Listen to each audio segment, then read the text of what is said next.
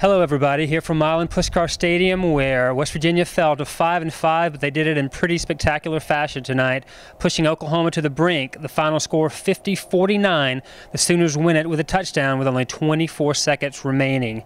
We'll talk about Tavon Austin in a minute, just an amazing game for him, but the other big story of the night is just the resiliency of West Virginia. Down 10-0 and then twice trailing by 2 touchdowns later in the ball game, West Virginia rallies to make it a really enticing fourth quarter. 5 touchdowns combined in the fourth quarter as this one really evolved into a Big 12 shootout. They made one more play than we did. The kids played hard.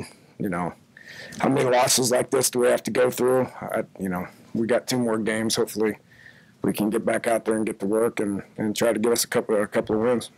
A big wrinkle for the West Virginia offense tonight was clearly Tavon Austin moving from wide receiver to the offensive backfield. They ran him in some single back sets, and he just had an amazing night. 344 yards rushing on 21 carries. He said he felt like he was back in high school at Dunbar, Maryland, and it certainly looked that way as he weaved in and out of traffic and really burned the Sooners. 2 long rushing touchdowns. Just an amazing night for him out of the backfield. They kept it simple, only had a couple of running plays designed for him. As he said, we had one going right, we had one going left. Well, it certainly worked out tonight for Tavon.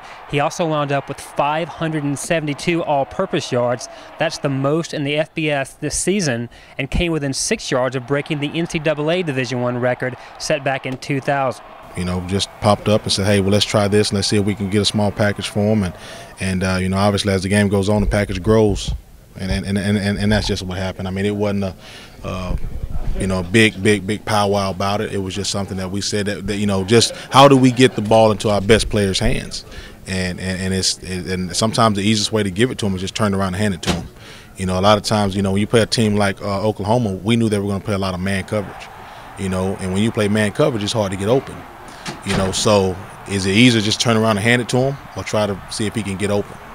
So it was easy to say, if this team's going to play us like this, we need to try to find a way to get the ball to them the easiest way we can. The slump continues for West Virginia as they drop their 5th straight. They're now 5-5 overall, 2-5 in the Big 12 Conference. But tonight's game had a much different feeling than some of the other losses as they went toe-to-toe with really one of the 10 best teams in America. And if not for a missed extra point and a couple of missed 2-point conversions, it might have been a different story. Don't want to overlook the game Stephen Bailey had. 13 catches, 205 yards, and it's almost as though he's an afterthought. 4 touchdown catches for him, including a 40-yarder in the final 3 minutes that gave West Virginia its last lead. There were 4 lead changes in the last 7 minutes. West Virginia just wasn't lucky enough to come out on the end of the last one. For WVMetroNews.com, I'm Alan Taylor. Stay with us throughout the season.